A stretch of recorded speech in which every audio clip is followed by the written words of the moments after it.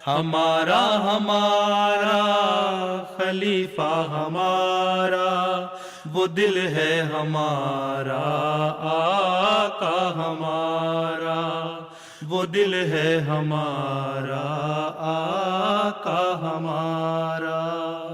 سوال میرا یہ تھا حضور کہ اگر انشاءاللہ آپ کو دوبارہ موقع ملے ربوہ واپس جانے کا، تو وہ کون سی جگہ ہوگی جہاں پہ آپ سب سے پہلے جانا پسند فرمائیں گے؟ تو مجھے موقع پیدا کروا دو، پھر میں تمہیں ساتھ لے جاؤں گا، خود ہی دیکھ لینا جا کے۔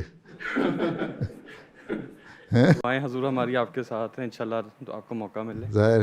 ظاہر ہے کہ پہلے انسان جب ربوہ جاتا ہے تو جو بزرگ ہیں، جو جن کو ہم چھوڑ کے آئے اور جو وہاں رہے، جنہوں نے ربوہ بات کیا، ان کی یادیں ہی ربوہ سے پہنچتا ہیں۔ تو عموماً پھر یہی ہوتا ہے کہ پہلے انسان جاتا ہے تو ان بزرگوں کے مزاروں پر، ان کی قبروں پہ حاضری دے کے دعا کرتا ہے ان کے لیے، اور پھر پورے شہر کے لیے دعا کرتا ہے، اور پھر اپنے کاموں میں مصروف ہو جاتا ہے۔ تو ربوہ جا کے تو جس طرح ہم قادیان جاتے ہیں تو حضرت مسیح علیہ السلام کے مزار پہ جاتے ہیں، پہلے جاتے ہی کوشش یہی ہوتی ہے۔ اگر مکہ مدینہ جائیں تو ہم سب سے پہلے وہیں جاتے ہیں، روضہ مبارک پہ۔ تو یہاں بھی بزرگ جہاں دفن ہیں ان کو جاتے ہیں جنہوں نے ربوہ کو آباد کیا اور ربوہ کو سینچا، ربوہ کو بنایا، تو ان کی یادیں وابستہ ہیں۔ تو پرانے بزرگوں کی یادیں تازہ کرنے کے لیے اور ان کی دعا کرنے کے لیے عموماً تو یہی ہوتا ہے کہ وہاں جایا جائے۔ ٹھیک ہے، باقی حالات کیا ہوں گے اس وقت جب ہوں گے دیکھ لیں گے، اور اگر موقع ملے تو ساتھ آ جانا میرے۔ انشاءاللہ، جزاک اللہ۔ حضور میرا سوال یہ ہے کہ اگر خواب میں کوئی خلیفہ نظر آئے تو کیا اس سے یہ تعبیر کی جا سکتی ہے کہ یہ سچی خواب ہے؟ یہ تو پتہ نہیں سچی خواب ہے کہ غلط ہے، آدمی سوچ کے بھی ہو جاتا ہے، لیکن ناموں کی تعبیر ہوتی ہے کہ نام خلفاء جو ہیں ان کے نام بھی اچھے ہیں اور نیک خواب ہے اور نیکی کی بات کر رہے ہیں، تو وہ سچی خواب ہوگی۔ اور اس کا اگر یہ تو سیاق و سباق سے پتہ لگتا ہے آگے پیچھے جو خواب کے ہے وہ کیا ہے، کس طرح کی ہے۔ مختلف خوابوں کی مختلف تعبیریں ہوتی ہیں، صرف ایک چیز کو دیکھ لینا تو بات نہیں ہے۔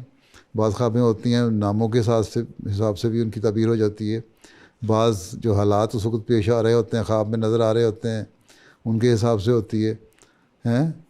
تو یہ تو ڈپینڈ کرتا ہے۔ اب کوئی کہتے ہیں مجھے فلاں خلیفہ نظر آیا، اس نے کہا کہ فلاں جائز بات جو ہے وہ تم نمازیں پڑھنی چھوڑ دو، تو وہ تو جائز نہیں ہے۔ وہ ایک لطیفہ ہے، ہمارے ایک بزرگ ہوتے تھے، ان کا ایک بیٹا تھا، اکلوتا بیٹا، بڑھاپے میں پیدا ہوا، ٹھیک۔ اس نے نمازیں پڑھنے میں بڑا سست تھا، تو وہ کہتا اپنے ابا کو، بڑے امیر آدمی تھے، وہ بڑے لینڈ لارڈ تھے اور ایم دی ہوئے، بہت بڑی سیاسی پارٹی کے خاندان کے تھے۔ خیر ربوہ میں تعلیم دلوانے کے لیے اپنے بیٹے کو لے آئے، اور بیوی ان کی فوت ہو گئی تھی، بیٹا ان کے ساتھ رہتا تھا، بڑھاپے کی اولاد تھی۔ ایک دن بیٹا اٹھ کے کہتا ہے کہ ابا جی خلیفہ ثانی مجھے خواب میں آیا، انہوں نے کہا بچے تو نمازیں نہ پڑھا کرو۔ تو وہ بزرگ بڑے ہوشیار تھے، انہوں نے کہا بیٹا پہلے دروازے کی طرف پلنگ ان کا تھا اور اس سے آگے دیوار کی طرف ان کے بیٹے کا ہوتا تھا۔ تو کہتے بیٹا کہ وہ جو میری امنجی ٹپ کے تیرے کو آئے، میرے کان چ کیوں نہ کہہ گئے، میرا پلنگ ٹاپا انہوں نے، تمہارے پاس گئے کہنے کے لیے کہ نمازیں نہ پڑھا کرو، تو میں دروازے کے قریب تھا، میرے کان میں کہہ جاتا ہے کہ نمازیں نہ پڑھا کرو۔